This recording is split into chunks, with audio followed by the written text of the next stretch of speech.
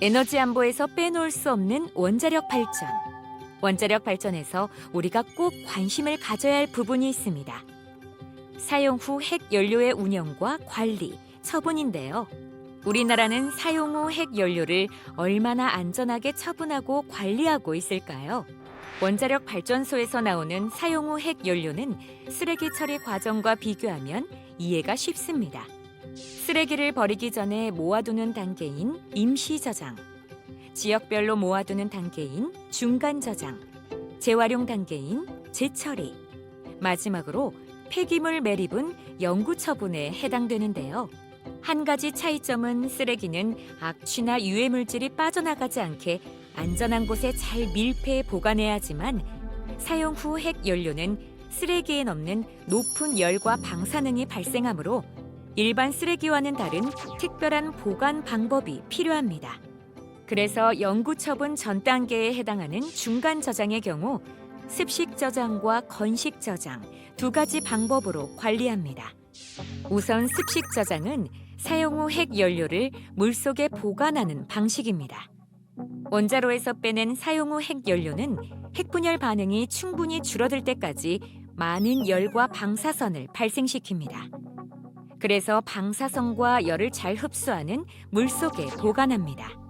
또 중성자는 핵 연료봉의 피복을 뚫고 나오기도 하므로 인접한 사용 후 핵 연료에서 나온 중성자가 이웃한 핵 연료봉에서 핵분열을 유도할 수도 있습니다. 그래서 중성자를 잘 흡수해서 핵분열 반응을 억제하도록 물에 붕소를 풀어 연료 집합체가 서로 적당한 거리를 유지할 수 있도록 하죠. 이처럼 습식 저장은 커다란 수조가 필요하고 물도 계속 관리해야 하기에 시스템도 필요하고 운영비도 많이 듭니다. 한편 습식 저장을 하고 나서 핵분열 반응이 진정되고 열도 충분히 낮아지면 물 없이 보관하는 건식 저장이 가능합니다. 5년 정도 된 사용 후 핵 연료는 열이 적게 발생해 공기의 흐름만으로 식힐 수 있는데요. 자연력으로 이루어지기 때문에 안전하게 관리할 수 있죠. 열이 충분히 식었더라도 사용 후 핵 연료에서는 여전히 방사선과 방사성 물질이 나오므로 방사선을 막을 수 있는 금속 용기에 넣고 방사성 물질이 새어나오지 않게 여러 겹의 뚜껑을 덮고 잘 밀봉해야 합니다.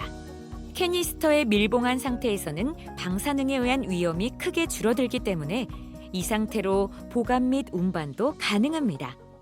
캐니스터를 한 곳에 장기 보관할 때는 환경에 의한 부식을 최소화하기 위해 콘크리트나 금속 소재의 캐스크로 덮기도 합니다. 사용 후 핵 연료 관리의 최종 단계는 영구 처분으로 이는 사용 후 핵 연료를 인간 생활권에서 영구적으로 격리하는 것을 말합니다. 영구 처분에는 다양한 방식이 있지만 심지층 처분이 가장 안정적인 방법이라고 알려져 있습니다. 심층 처분은 사용 후 핵 연료를 압력과 부식에 오랜 기간 견디는 처분 용기에 넣고 인간과 주변 환경에 방사선적 영향이 미치지 않도록 지하 300m에서 1000m 깊이의 심지층 매질에 처분하는 것으로 생태계로부터 영구히 격리하는 방법인데요. 몇몇 선진국에선 이미 심층 처분에 대한 준비 단계가 끝났습니다. 우리나라 역시 영구 처분 시설이 필요한 상황입니다. 하지만 생각처럼 쉽지 않습니다. 심층 처분의 경우 조건이 아주 까다롭기 때문입니다. 우선 지각 변동이 없어야 하고 강한 압력으로 지각이 손상되거나 마그마가 침입하는 것도 안 됩니다.